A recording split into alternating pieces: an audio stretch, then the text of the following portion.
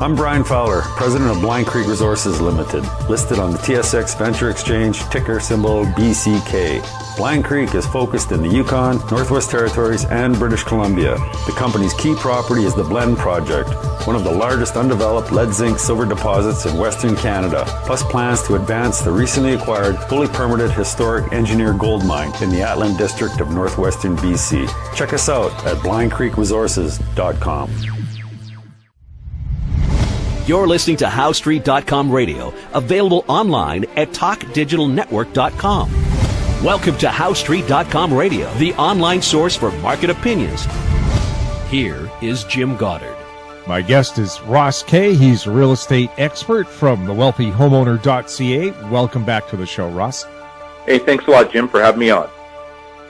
A story that came up in the national news the other night is something like a quarter of Canadian homeowners find themselves with unexpected bills concerning their house that they weren't prepared to pay. And I recall we did a show about whatever you paid for your house, over its lifetime, you can expect to pay about that same amount to maintain it.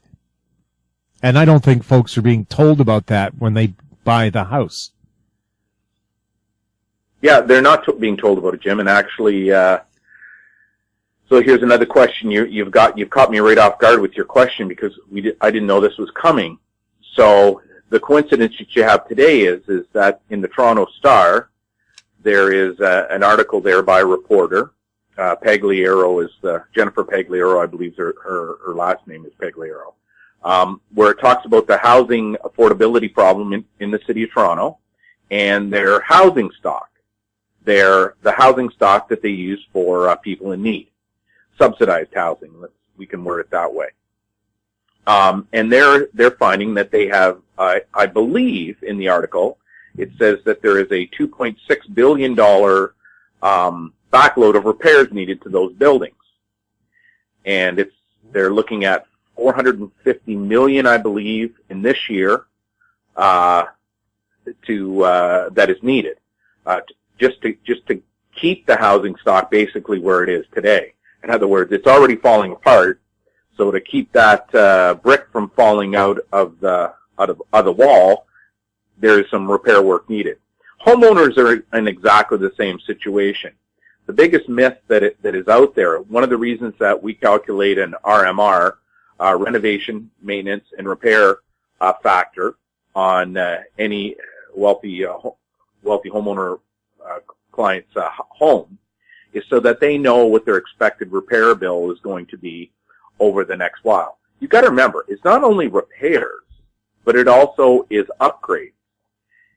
If you were to install a 1980s style kitchen, which in the 1980s that Formica Euro kitchen design was out there, in today's homes, that house would be next to impossible to sell, or you would have to take a discount because the new buyer moving in, even though it's a brand new kitchen, would say there's no way I'm going to accept that level of quality. So as the quality of the overall new housing stock increases, the expectation of consumers or home buyers is that the house is going to meet that same quality component in the resale market. So if you're not keeping your home up to date, don't expect to get market value when the market is slowing down. What you're talking about here is, Jim, is that there are not budgets created at the time that a home is first purchased, and that budget followed over the lifetime of a home. What I mean to say is this. If you're a first-time buyer and you're entering the home ownership for the first time, you're becoming a homeowner for the first time, that is the moment when you want to have your home ownership situation structured in a way that is going to support you over the next 40 or 50 years of home ownership. You don't want to start out on the wrong foot right off the bat and then stay on that wrong foot for the next 30 or 40 years.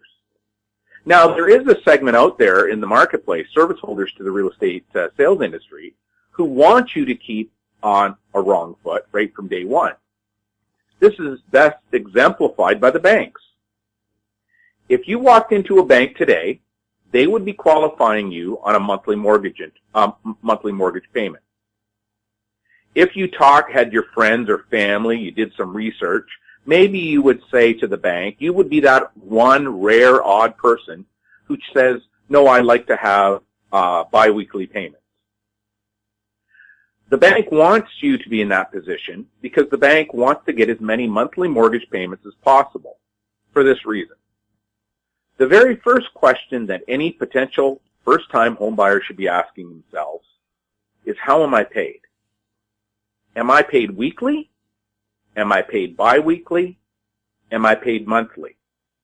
Now, in my former career as a real estate sales rep, I was paid periodically in large sums, lumps of sum. In other words, I would did a whole bunch of work for a couple of months, and those houses would all close on the end of 1 month. The most common month in Ontario is June the 30th, or June the 28th, or May the 30th, or May the 28th, and those 2 months is where your deals closed, and all of a sudden your income came in at that time. Now, when you became more successful, that leveled out because you always had business coming in, but for most people that's not the case. Most people are paid either weekly or biweekly, and I think a study that we've done of our own members is most of the people are biweekly. What that means is that any home buyer who's purchasing a home should be making a mortgage payment on the same day that their wage check comes in. So the same day that your earnings are deposited in your bank, that is the day that those funds should be extracted. It needs to be set up in a certain way, but it is such a financially empowering thing for a home owner to do it that way, because this goes back to your question, Jim. If you have a budget set up, and when your paycheck comes in, a certain amount of the budget of your paycheck is taken away from you, almost like a garnishee, or like a mortgage. You put your money in the bank takes it out. I don't think you probably ever had a bank contact you, Jim, in your life and say, hey, Jim, is it okay if we take your mortgage payment out this month? They just go ahead and take the mortgage payment out. So why not structure your home ownership situation based on when the checks come in?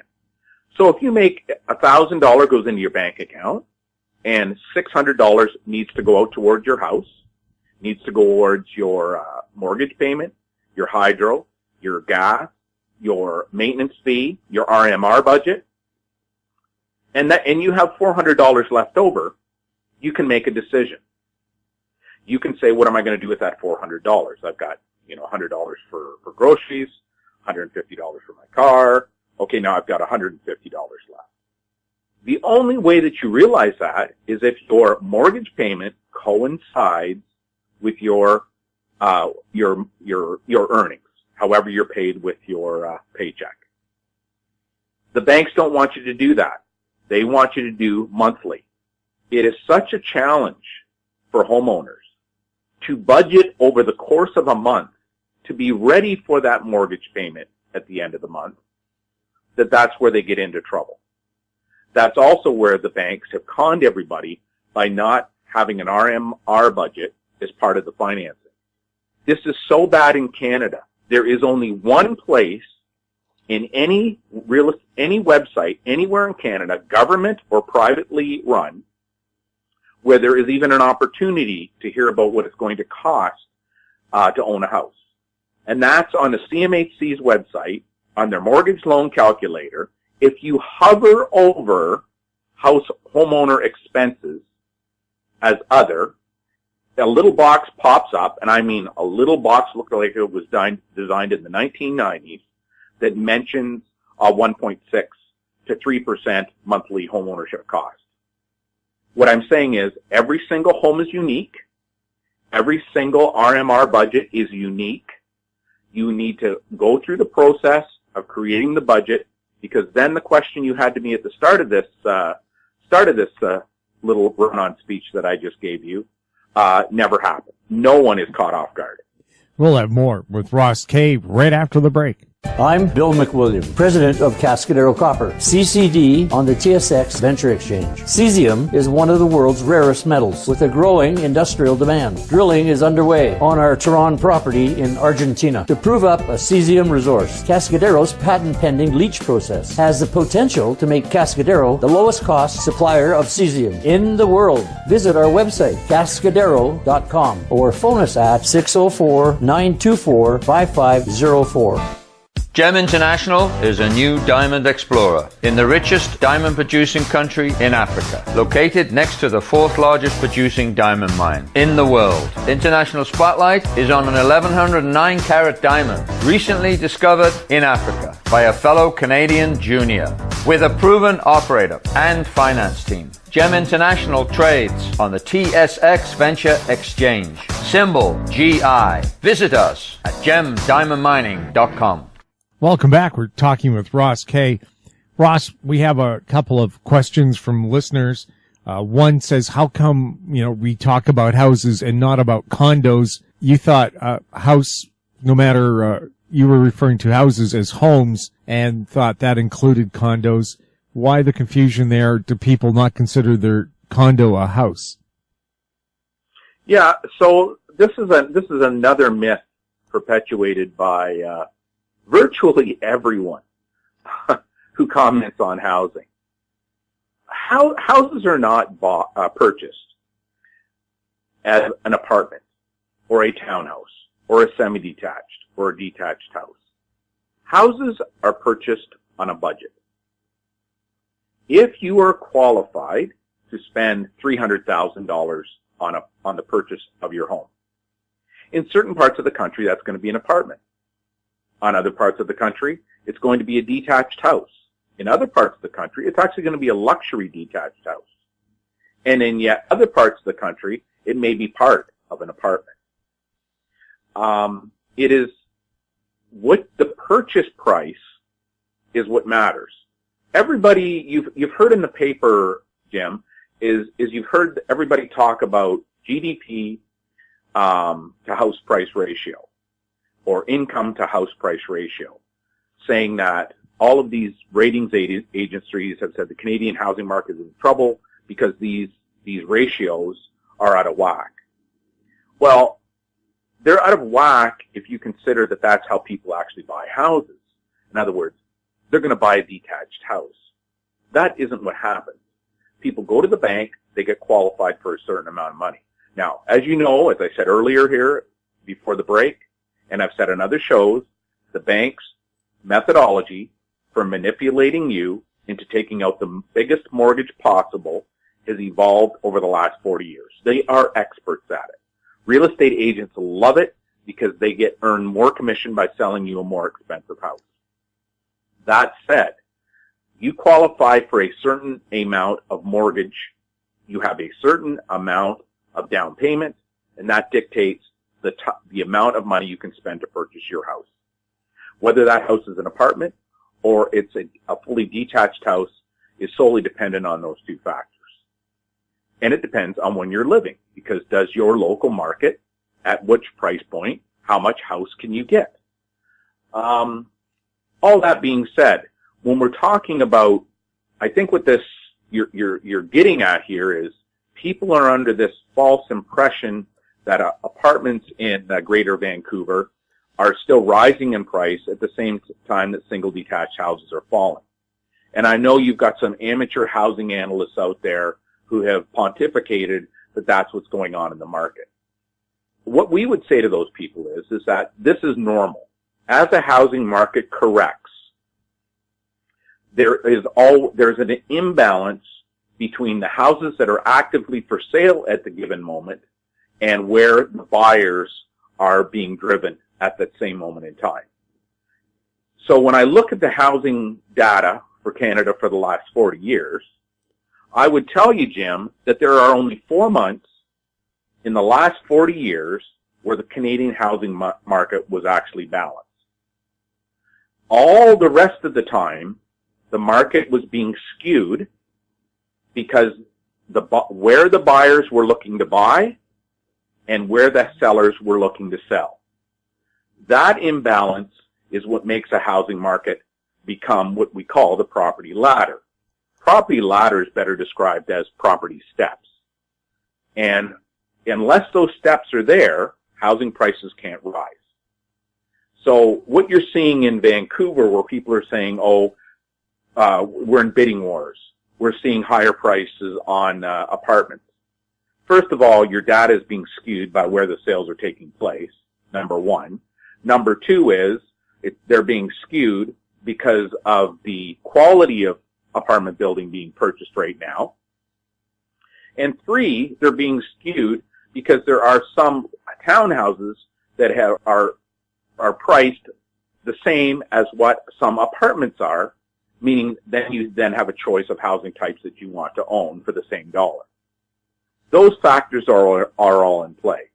In stage number 2 of a housing market correction, the lower priced homes in a region can still accelerate in price.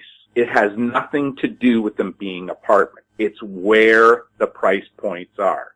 What you're seeing is people who have their lower priced detached homes listed for sale, which in Vancouver would be between, Greater Vancouver, we're just going to use that example here, which would be between what, $1.4 million and $1.8 million, $1.9 million.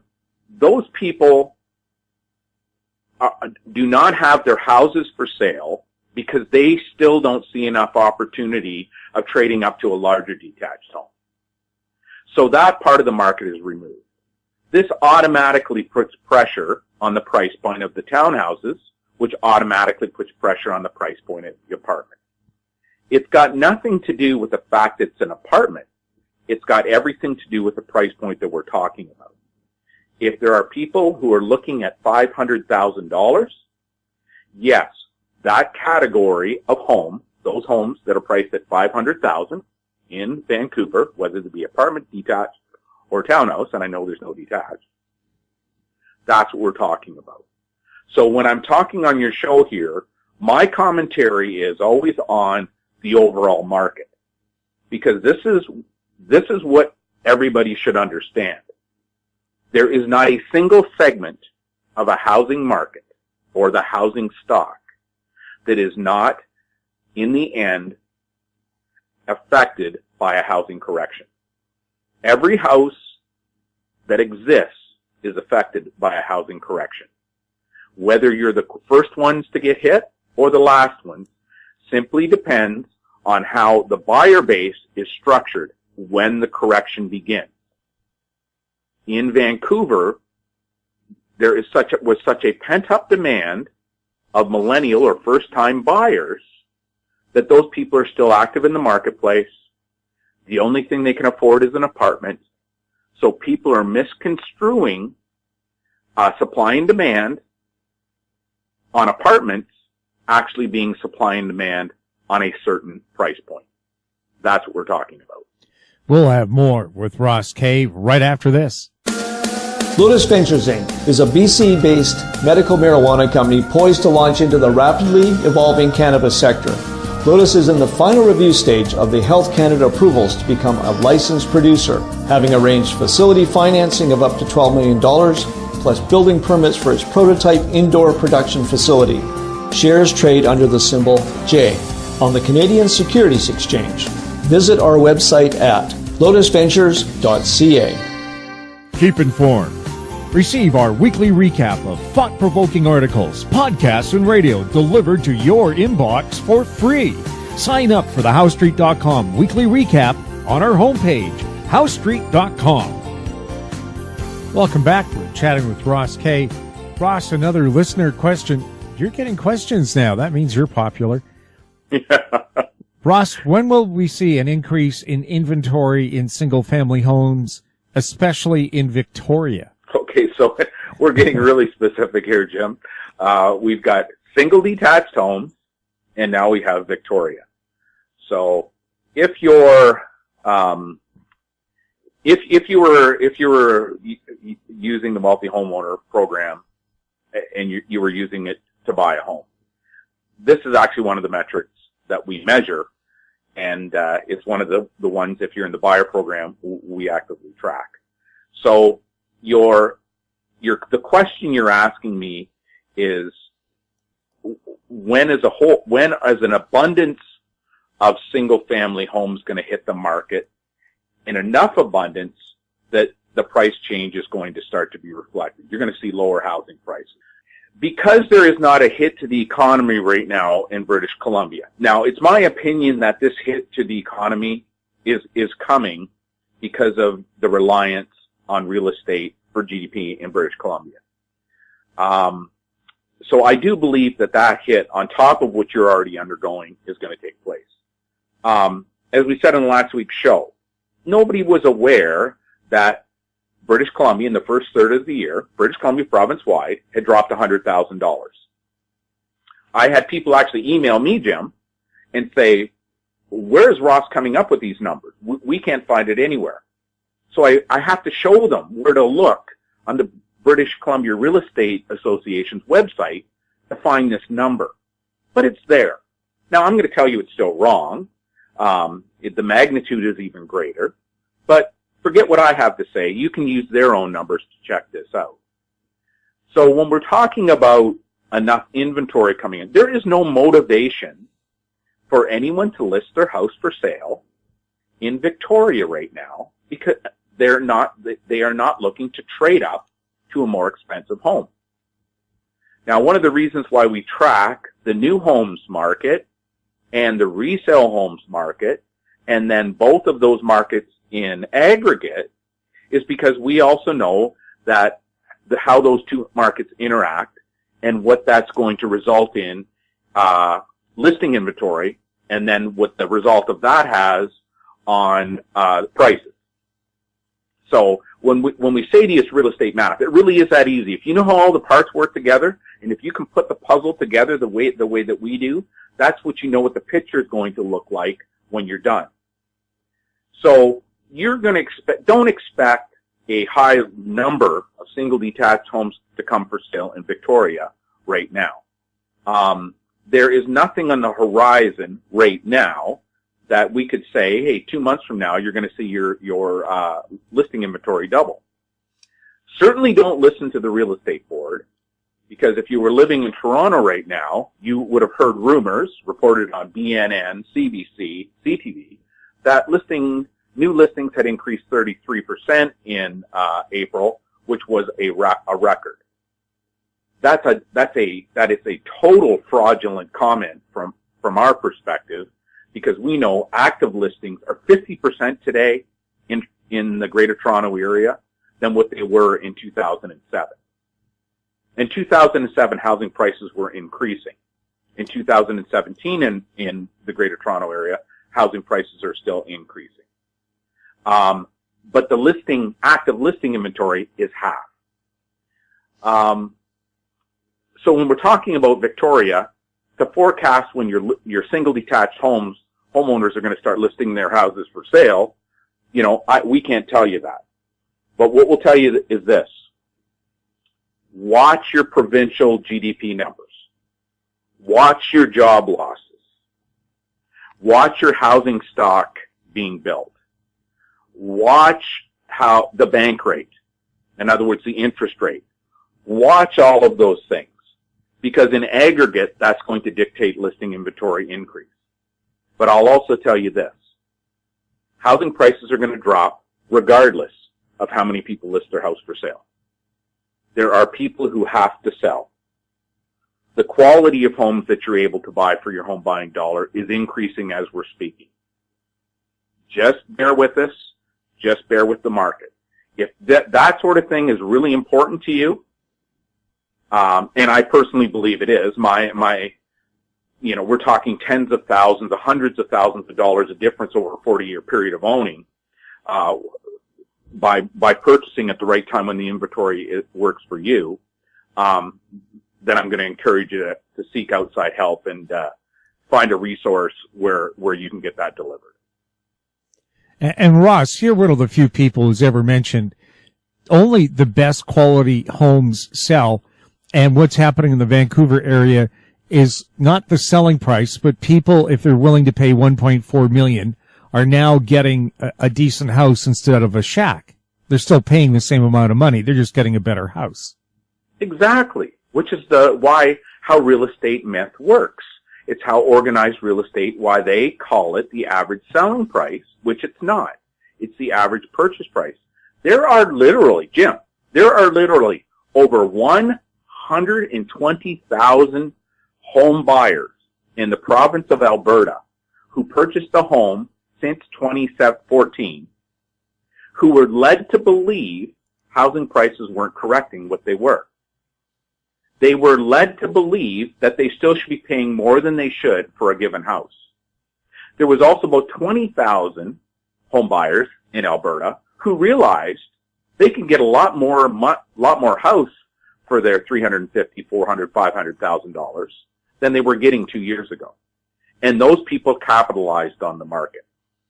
You can choose to listen to Organized Real Estate, who never has spoken about quality differential when you're buying, ever. You will not find it recorded in any textbook. When I can also tell you, I could sit down with any appraiser in Canada, and within 10 minutes, they would be shaking their head, yes, yes, yes. Quality is one of the most important factors in understanding how the housing stock prices are changing. Ross, always fun talking with you. Thanks a lot for chatting with us. Hey, thanks, Jim, for having me on. I really appreciate it. My guest has been Ross Kay. He's a real estate expert. His website, thewealthyhomeowner.ca. You're listening to HoweStreet.com radio. Questions for the show or for our guests like Ross can be sent to info@HoweStreet.com. I'm Jim Goddard. Thanks for listening. Comments made on HoweStreet.com radio are an expression of opinion only and should not be construed in any matter whatsoever as recommendations to buy or sell any financial instrument at any time. Available online at TalkDigitalNetwork.com. HoweStreet.com radio is a production of HoweStreet Media Incorporated.